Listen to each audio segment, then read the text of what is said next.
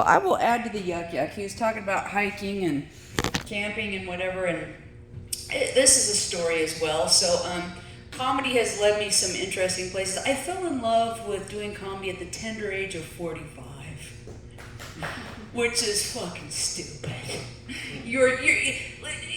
Comedy is really a young man's game. You have to have strong joints, a good stomach for all the drinking, and you really are going after hot pussy. I mean, and at this point in my life, I barely have the energy to give a decent hand job, let alone do the work required to please a pussy. Because let's be honest, as fun as women are, that's a job.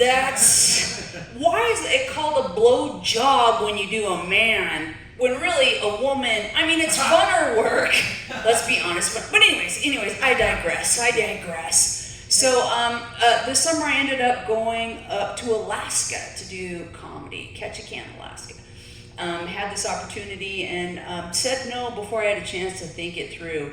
And there's a lot of people around here that are from Alaska that were like, ooh, Alaska is a very different place, you know that? Very different people, very different environment.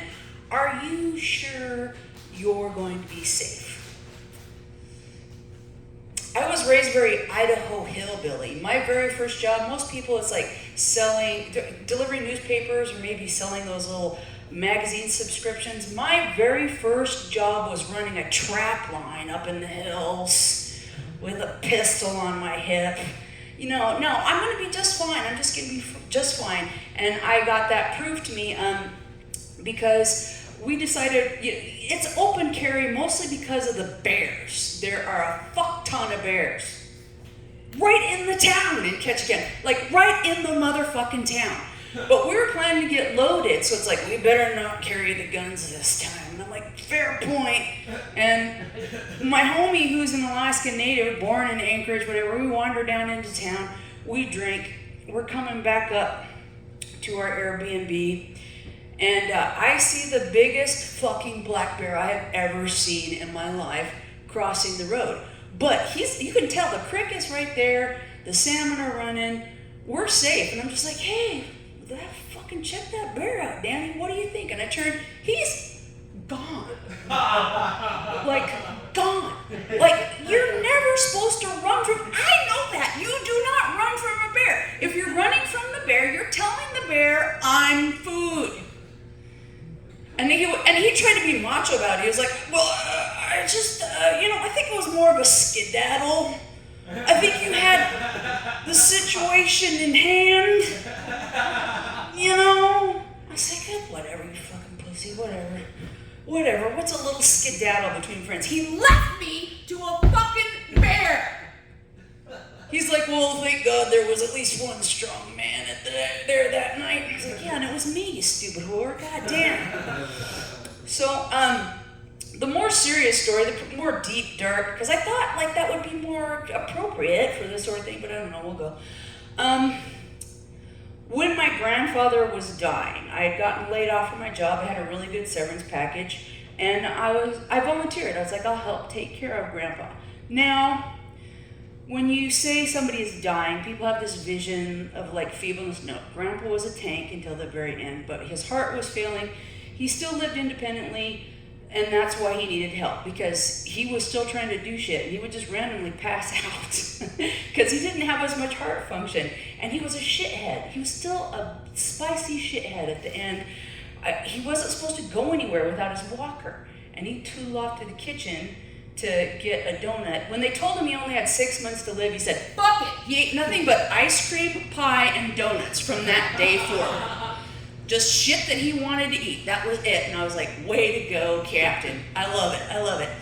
And I showed up one day to help take care of Grandpa, tapped out my auntie, and Grandpa's peeking out the curtains. He's like, there's these new people across the street.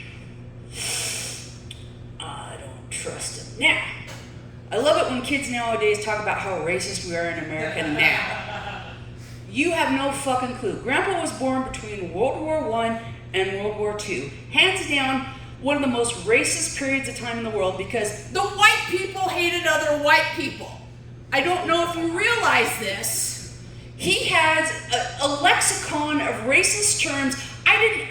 He would say things like Spaniards, they're just Mexicans with a queer accent.